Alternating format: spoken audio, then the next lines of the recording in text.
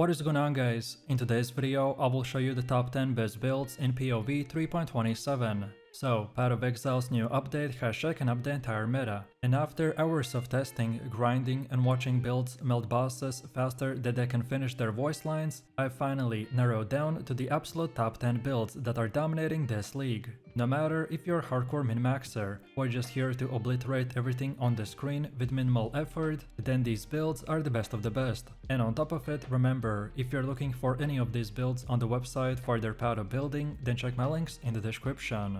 And before we continue, thanks to U4GM, they are a pro website that provides Path of Exile services like cheap currency, then even to trade all types of top quality items and mirrors and much more. They also have more than 20,000 positive comments on Trustpilot, and this website is really worth a try. So make sure to use my discount code KAID for extra 6% off.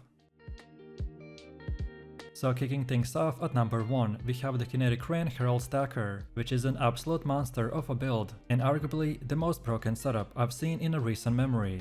This thing is so overtuned that it probably won't survive another patch cycle. On paper it's insane, over 20 million DPS, 12,000 physical hit cap, 40,000 elemental hit cap, as well as permanent 24% chill, then full elemental immunity and even energy shield over leech. And all of this is technically WoW on a budget. The secret sauce lies in the synergy between the Bloodline node, the Farewell to the Flesh, and the Kinetic Rain, the new wand skill that double overlaps its projectiles. Each herald will gain 2% more effect per 1% mana reserved, and when you're sitting at nearly 90% reservation thanks to the Herald of Thunder and Herald of Ice, then the numbers just go crazy. You'll start simple, so toss your heralds into the Honor of Home Helmet, then stack Empower and Elemental Focus, then slot in an Essence Worm to double dip on the scaling. And from there it's all about stacking Herald effect through the tattoos, cluster Jevels, and corruptions until your buffs will loop into themselves.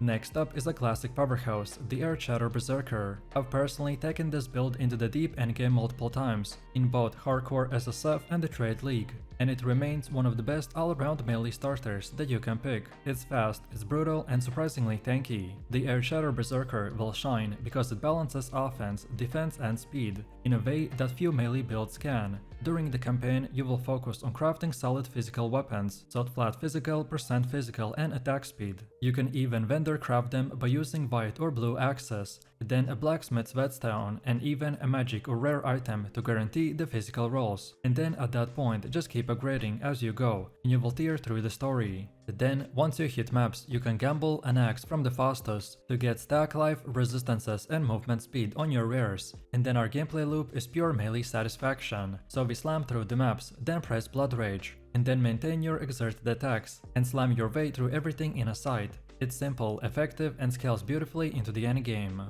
And the best part is that it's hardcore viable, so easy to gear and it hits like a truck even on day 1 of the league. Then at number 3, we have the Archmage Hierophant that is using the transfigured Frostbolt of the Wind Ripper Blast. This build turns the Frostbolt into a rapid fire spell machine gun. With no cooldown and scaling entirely off the cast speed, it feels like a spell version of the Flicker Strike. Mapping with the setup is pure dominance, so Frostbolts will fill the screen, detonating packs instantly, while your Vortex of Projection will add overlapping explosions from the range. Instead of casting Vortex manually, it now interrupts from your projectiles, by letting you stay mobile and safe. I tried the Kitava Stairs trigger setup, but it just didn't feel consistent enough. The manual casting version wins out, so it's smooth, flexible and responsive. You wanna grab an echo of the acceleration shrine and the gameplay goes into overdrive by turning into a spell Gatling gun. And then bossing is surprisingly solid. The overlapping dots from the Frostbolt and the Vortex will shred even the tankiest enemies. So overall, this build is flashy, fast and just insanely fun to play. The Wind Ripper Blast setup easily turns this build into the top 10. Next up is the Deck Stacker Venom Gyre build. It's one of the most stylish and satisfying builds in the entire game. It's fast, elegant and absolutely lethal. This setup scales both its damage and defenses directly from dexterity, by turning each point into the raw speed, poison power and evasion. You'll start with the Cobra Lash early for smoother leveling, and then swap into the Venom Gyre once you get Chain and the extra projectiles from the third lab, and that's when the magic happens. The Venom Gyre becomes the seamless blend of melee and projectile gameplay, slicing through the mobs, while your returning bleeds will sweep up the jugglers. The Venom Gyre thrives in content like Legion, Carbrigger and the Shang boxes, thanks to its insane clear speed and mobility. Evasion, spell suppression and flask sustain make it deceptively tanky too. No matter if you go Dext, Int or even ward stacking, the build adapts beautifully. The high mobility, smooth progression and incredible mapping efficiency makes this one of the most enjoyable playstyles this league. Then at number 5, we have the Energy Blade Inquisitor, which is a powerhouse of a hybrid build that turns your energy shield into the pure lightning offense. The beauty of its build is its adaptability. The Energy Blade skeleton can make almost any spell good. It starts strong on just few divines of gear and scales endlessly with investment. Early on, we rely on coruscating elixir to manage low life setups, which can be annoying, but the power payoff is absolutely worth it. Once you transition into the Ivory Tower, the build will unlock its full potential, so merging ES, mana and life sustain into a single unstoppable engine. You can play this in countless ways, so self-cast the Flame Blast for the huge AoV, then Penance Brand of Dissipation for the hybrid mobility, or Eye of Winter for the cast on crit setups for the burst single target. Each one of these rotations will feel like entirely new build, by stacking over the same powerful base. Then sliding into the number 6 is the Penance Brand of Dissipation Hierophant, which is one of the smoothest and most visually satisfying map builds in the game. You place your brands, they will attach to the enemies, you build up energy, and then explode in pulsing waves of destruction. It's elegant, fast, and scales incredibly well into the endgame. The Hierophant provides the perfect ascendancy synergy here. Mind over Matter and the Eldritch Battery together will give you a tanky sustain, and massive mana for auto reservation. You can run Zealotry, Discipline and Clarity, while still keeping plenty of defensive stacks active. Then the Brand Recall is your best friend. It lets you keep your brands active across entire packs, while repositioning safely. Mapping will also feel fluid, and bossing is all about timing and control. Once your brands hit the max energy, the explosion damage will be huge.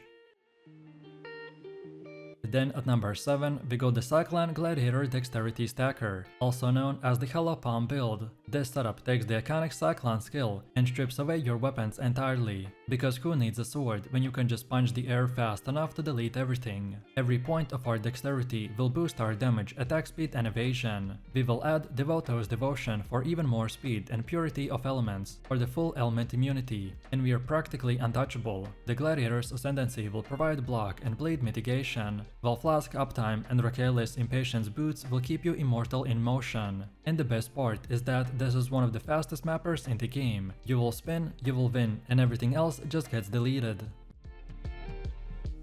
Then number 8 goes to the Animate weapon of the Ranged Arms Necromancer, which is now fully remade thanks to the Bladefall of the Tartus. This new gem fix solves one of the build's biggest issues. No more manually casting Bladefall every few seconds. Now it continuously spawns blades, and keeping your Animate weapon uptime flawless. The build is ridiculously strong. Think of Poison SRS levels of power, but tankier and more flexible. It's hardcore viable, uber boss capable, and only requires minor gem swapping between mapping and bossing. Your main damage comes from the Animate weapon itself, backed by the Ray Spectre's Animate Guardian and Despair for the curse scaling. Convocation doubles also as offense and defense by pulling your minions into range and increasing the clear speed. Then coming in at number 9, we have the Poison Concoction of the Bouncing Pathfinder, which is the ultimate beginner-friendly build that also happens to dominate this meta. It's fast, deadly, and specifically immune to bad luck. And why? Well, because it doesn't need gear. You'll skill purely off your life, flask and the skill gems. Just stack life, resistances, and evasion, and you're good to go. You don't even need the weapon. This simplicity is exactly why top players will keep coming back to the Poison Concoction league after league. It's fast, efficient, and completely brain-off to play. Pathfinder's Ascendancy will give you permanent flask uptime, massive movement speed, and great poison sustain. Even on day 1, this build will fly through the campaign faster than almost anything else. And then as you enter maps, you can pivot into other poison builds, like the Viper Strike of the Mamba or the Spark, and this will keep your investment relevant long term. And finally, at number 10, we have the Flicker's Chuck Frostblade Champion build, which is the most chaotic fun that you can legally have in Path of Exile 1. The Flicker is back in 3.27, faster, stronger, and more unhinged than ever. The build thrives in motion. You can teleport from enemy to enemy, chaining kills so fast that the screen can just barely keep up. The Champion's Ascendancy rework pushes the Flicker into the God tier territory by combining insane fortify stacking with massive attack speed bonuses, with the Beacon of the Madness for double damage potential, Perseverance for armor and evasion, and Master of the Metal for impale scaling. This build feels like a hurricane of steel.